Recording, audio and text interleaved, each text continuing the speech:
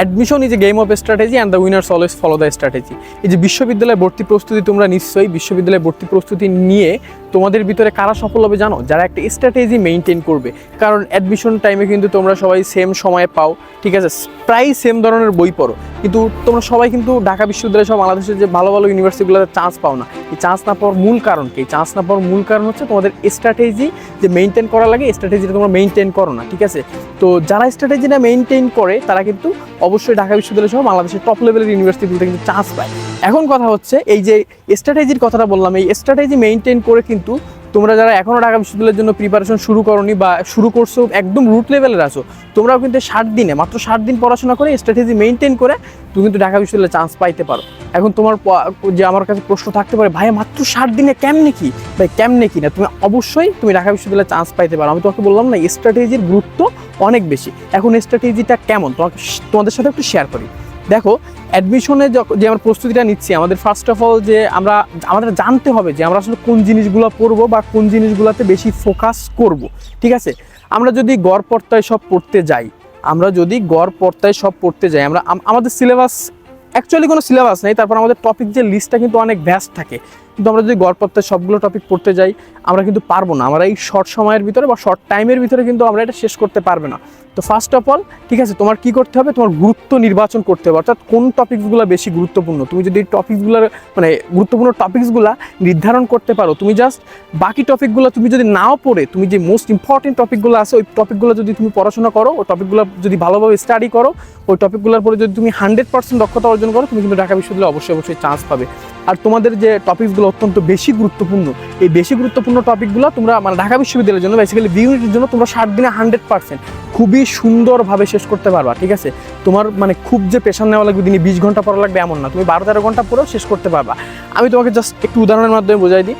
আমাদের ইংলিশের সিলেবাসটা কিন্তু মোটামুটি, তোমরা সিলেবাস বলা ভুল হবে, আমাদের যে টপিক লিস্টটা কিন্তু অনেক বড়, ঠিক আছে। আমরা কিন্তু ইংলিশ নিয়ে সব থেকে বেশি প্যারায় থাকি, তোমার MCQ plus written, but actually এর সিলেবাসটা কি বা এর যে টপিক লিস্টটা কি এত বড় বা অ্যাকচুয়ালি সব জায়গা থেকে প্রশ্ন হয় এরকম কিছু না। তোমার বেসিক্যালি প্রশ্ন হয় কয়েকটা সিলেক্টিভ টপিক থেকে বা কয়েকটা নির্দিষ্ট স্পেসিফিক টপিক থেকে কিন্তু তোমার প্রশ্ন হয়।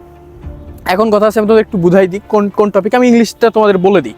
দেখো, ইংলিশের ক্ষেত্রে তুমি গ্রামার পার্টের ভিতরে কি পড়বা? তুমি গ্রামার পার্টের ভিতরে জাস্ট গ্রামার পার্টের ভিতরে শুধু পার্টস অফ স্পিচ ভালো করে পড়বা। এরপরে কি করবা? ভয়েসেস ভালো করে পড়বা। এরপরে কি করবা? ন্যারেশন ভালো করে পড়বা। এরপরে কি তুমি রাইট ফ্রম ভার্বস ভালো করে পড়বা, সাবজেক্ট ভার্ব এগ্রিমেন্ট ভালো করে পড়বা। তোমার কিন্তু যে কি বললাম, তোমার যে গ্রামারের টপিক কিন্তু এগুলাতে শেষ।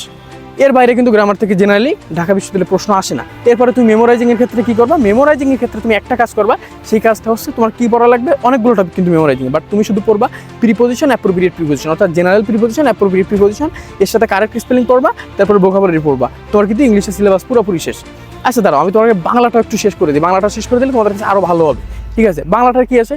বাংলায় কিন্তু তোমার গ্রামারের টপিক, আই থিঙ্ক তোমরা যারা অ্যাডমিশন প্রিপারেশন নিচ্ছ তোমরা কিন্তু এটা ফেস করতেছো যে ইংলিশ গ্রামার থেকে বাংলা গ্রামার মনে রাখা অনেক বেশি কঠিন।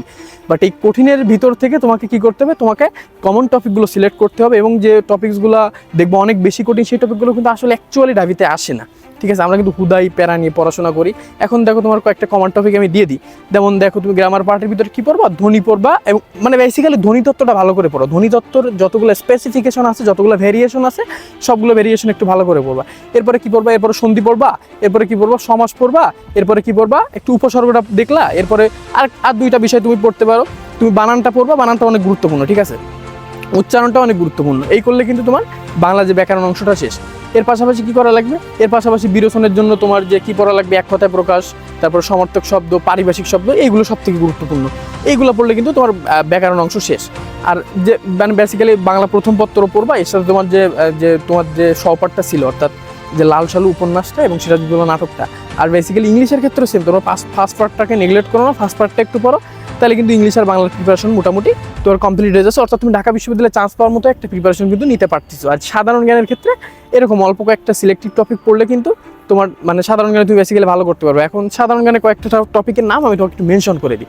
তো বেসিক্যালি যে আমাদের প্রাচীন বাংলার ইতিহাস ছিল না, প্রাচীন বাংলার ইতিহাস থেকে একটা দুটো প্রশ্ন কিন্তু হয়।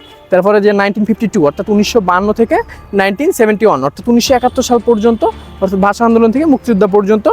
তোমাদের অনেকেই ভাবতেছে এইবার মুক্তিযুদ্ধ থেকে প্রশ্ন আসবে না, ঠিক আছে, এটা কিন্তু ভুল।